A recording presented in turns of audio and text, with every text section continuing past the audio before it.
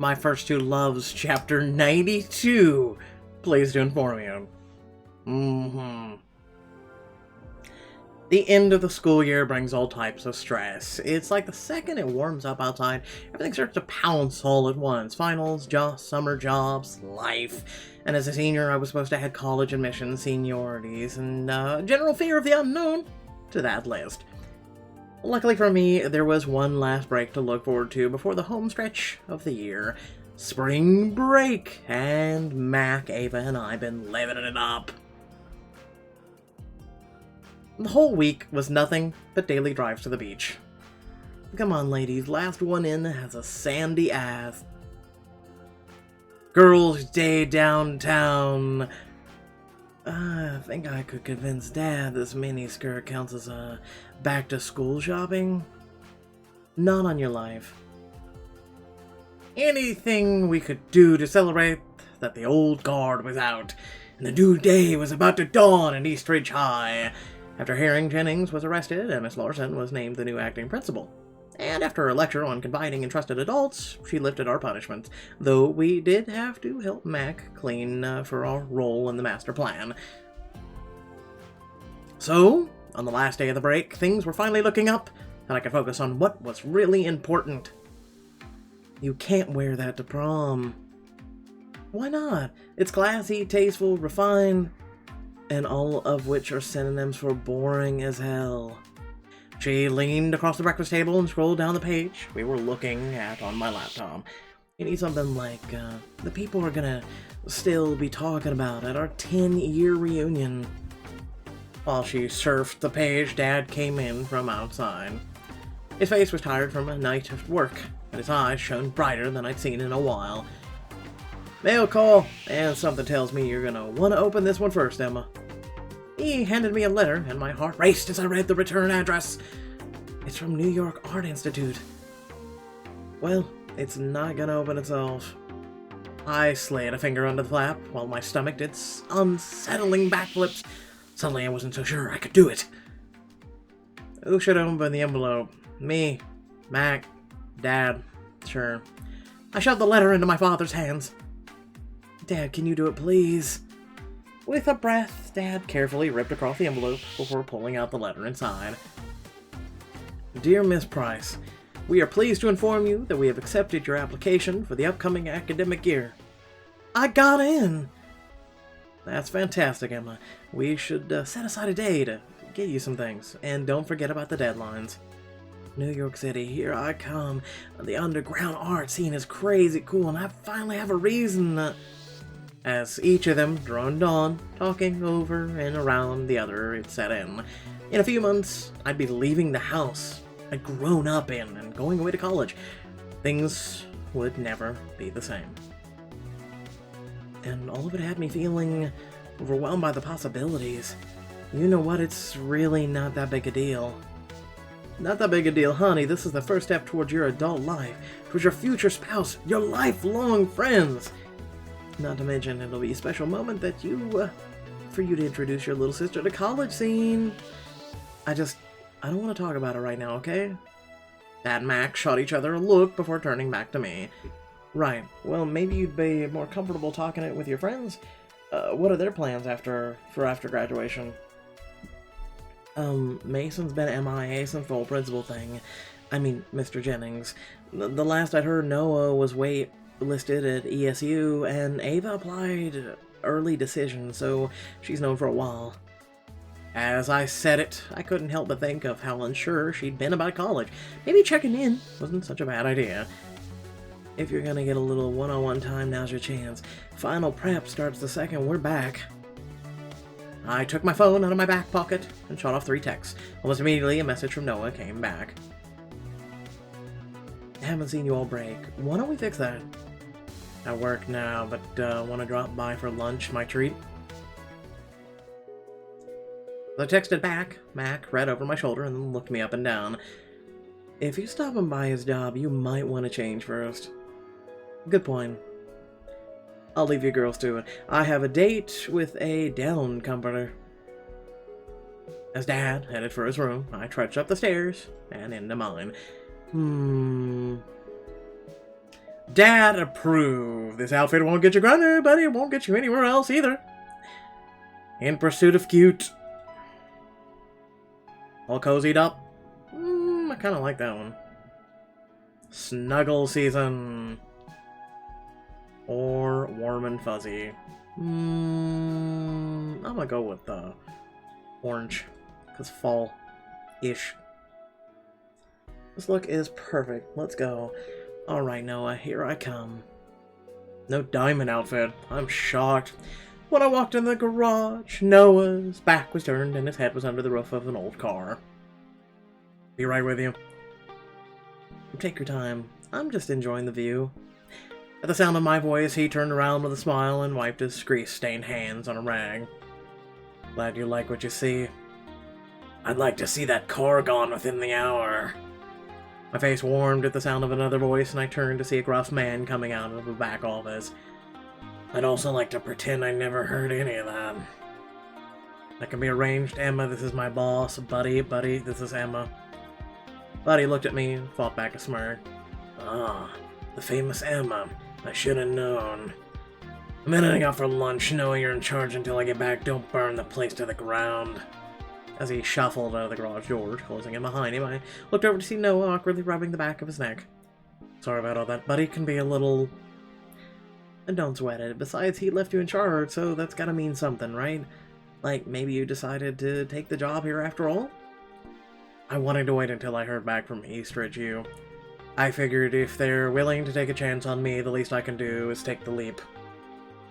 Noah reached for the tool shelf and grabbed an oil-stained paper on an official letterhead, and it turns out they were. I'm off the wait list. Congratulations! I guess that means you'll be splitting time between class and... home? Hazel's gotta be thrilled that she's keeping you close. Are you kidding? She and Mr. Penguin threw a rager when I opted out for the dorms. Turns out financial aid can only cover so much, so I've been here all week trying to make extra cash, but I could use a break. Well, I texted because I had big news, but it sounds like this little meetup came right on time. Noah's eyes burned brightly as they raked over my frame, and all at once my skin warmed. Let's just say you're quite a sight for sore eyes, Cheer Squad. My gaze traveled down the length of his body and back again, and as our eyes met, I could tell we were thinking the same thing. You know, with Buddy out at lunch, we've got the place to ourselves. I heard that! Finish the car! Listen, finish the car! Work up an appetite. It seems like you're reading my mind. In a matter of steps, he crossed the space between us and backed me against the car in the bay. You say that like it's hard, but I know you backwards and forwards, Noah Harris. Oh yeah? His hands encircled my waist and his fingers toyed with the fabric there. And tell me, what am I thinking now? That's easy. You're thinking about... how far we can take this before your boss gets back. How long do we have, anyway? As I spoke, he came closer, pressing his chest to mine until I had to tilt my head back to meet his eyes. At least an hour, and I plan on making the most of it. In that case, why don't we start with this? I slid my fingers down the hem of his shirt and pushed it higher, tracing the muscles of his stomach and chest one by one. With a groan, Noah shed his clothes until his chest was bare. So how'd I do? I'm not complaining, but I wouldn't say that's exactly what I had in mind. Then why don't you show me? A glint of mischievous flashed in Noah's eyes, and a slow smirk stretched across his face. It would be my pleasure. His hands gripped the backs of my thighs, and a second later he picked me up and deposited me on the hood of the car. Without a thought, my legs fell open. Noah stood between them. My heart raced as he cupped my face in his hands. Gently, he wiped the pad of his thumb across my lips, and I couldn't help but let out a breathy whisper. I missed you this week. Noah lowered his face to mine, but I leaned into him. He bypassed my lips, bringing his mouth to my ear. Prove it. You don't have to tell me twice. I gripped the back of his neck and pulled him to me, slipping my tongue into his open mouth. Our chests heaved, and I worked my way down his neck, nipping at the sensitive skin until he moaned my name. Emma. At the sound, I leaned back, pulling Noah down with me, until my back laid flush with the cold metal of the hood. He climbed on after me, settling between my legs and nuzzling my neck. Now that for proof. Okay, so you might have missed me. Noah turned until his back rested against the car's windshield and pulled me onto his lap. But I missed you too. I straddled his legs and smirked as I leaned in for a kiss. I can tell. I'm serious. I need you to know that this means more to me than just, you know. He waved his hands at the compromising position, and I shifted gears, pulling back to look at him as sincerity crept into his tone. For a while, I thought I was going away again, and it made me see what was really important. And for me, that's you, Emma. I don't know what I'd do without you. My blood ran cold as I thought of the letter in my pocket, but before this went any further, I had to tell him I was leaving.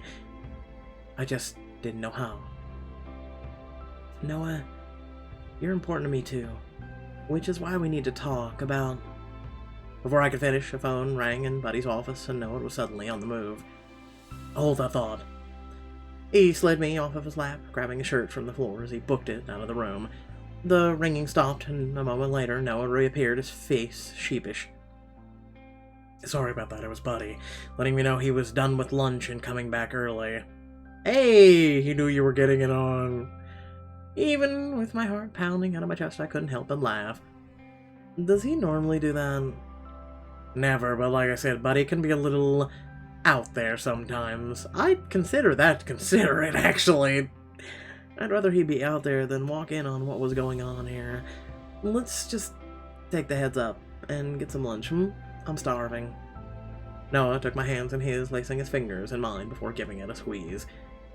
Well, then let's get you something to eat. Come on, break room's this way. Noah led me into the break room, where a pizza awaited us. We grabbed a slice, and I bit into delicious crust as he spoke. So, what's the big news of yours? I froze, leaving the bite smoldering on my tongue until the molten cheese burned my mouth. Quickly, I sucked in air to soothe it. Right, my news. Or was that just an excuse to come see me? His eyes sparkled as he smirked, and for a moment I imagined that look disappearing the second he realized just how far apart we'd be next year. I have to go to the bathroom. I'll be right back. Okay. I launched myself into the bathroom, ran some water in the sink, and splashed it over my face. Calm yourself, Emma. So what? He might say that he's disappointed you're leaving and just wants to be friends. That's 10 times better than him saying you put him through too much to ever consider dating you long distance, which is also a possibility. And this is why you should never overthink things too much. I sighed and fumbled in my pocket for the letter. For a single piece of paper, this thing is causing a lot of trouble. But the more I fumbled, the less I felt, until finally I turned the pocket inside out. Empty. No. I retraced my steps back to the break room, checking my path for a missing letter before finally stumbling through the door, and finding the letter in Noah's hand, his eyes darting across the page. Noah... He looked up at me in confusion, and for a lone moment, my heart skipped a beat. Emma, what is this? You act like he's gonna... Just shut the hell up. Anyway, this book is stupid. It really is. Because they always have to blow things out of proportion because not everybody handles things poorly.